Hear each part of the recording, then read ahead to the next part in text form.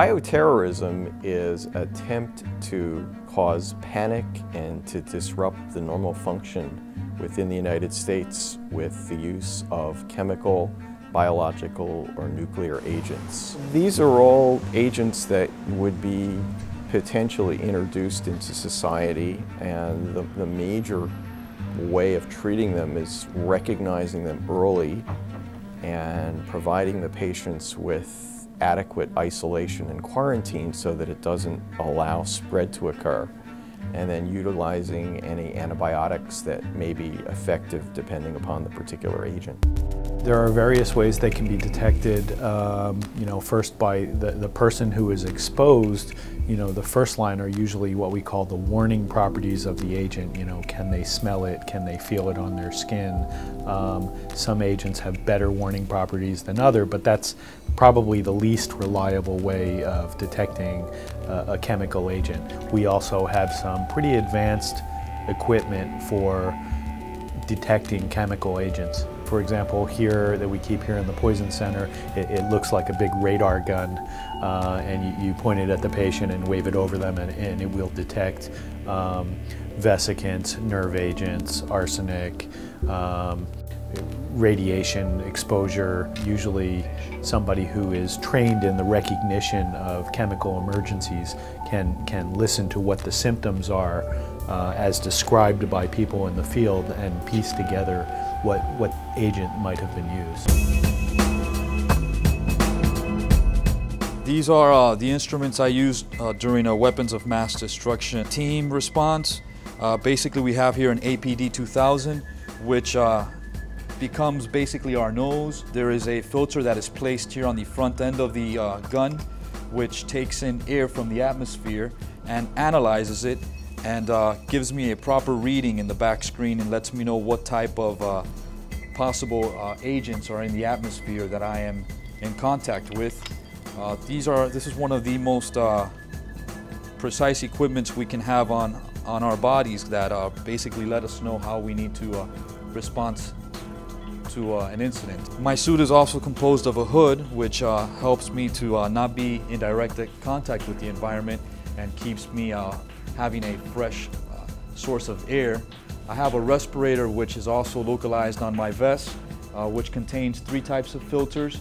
Once again, these filters are very important because they're the ones that are basically helping the particles or molecules of whatever substance I'm being exposed to the environment to be filtered out, and that way my air is fresh and clean and is not contaminated. I also have sensors on my suit that allow me to know what else is in the atmosphere, whether it's a chlorine, if it's another type of substance that has a different type of pH which might cause skin irritation or blistering, fluoride, any nerve agents, cyanide, arsenic, etc.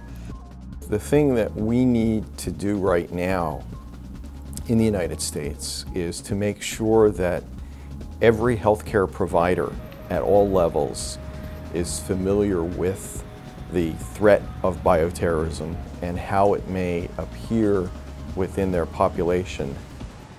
If we have cases that are being reported to the Poison Center from all over the state, as a central agency, we're able to piece together what's going on. In other words, if one hospital sees one case, they might not think very much of the symptoms that a patient has, but if we are getting those same symptoms reported to us from a number of different hospitals, then that clues us off that there is some type of syndrome that's going on throughout the county or even throughout the state.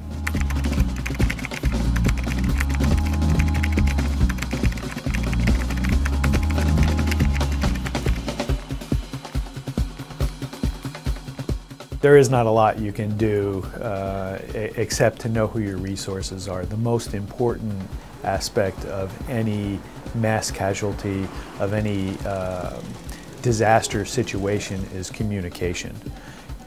knowing where to get information from, knowing where to find the facts, and knowing what your resources are. So I would advise everybody at least from this standpoint, to know, have our number, call the Poison Center, get your plan in advance, in the sense that you're going to know what number to call in advance. I think that the Centers for Disease Control and the federal government have been working very hard over the last couple of years to build up stockpiles of medications and needed supplies. The premise of being prepared takes into account early recognition so that you don't have to treat 10 million people. You may only have to treat 10,000 people. And I think in that situation, we probably would be prepared.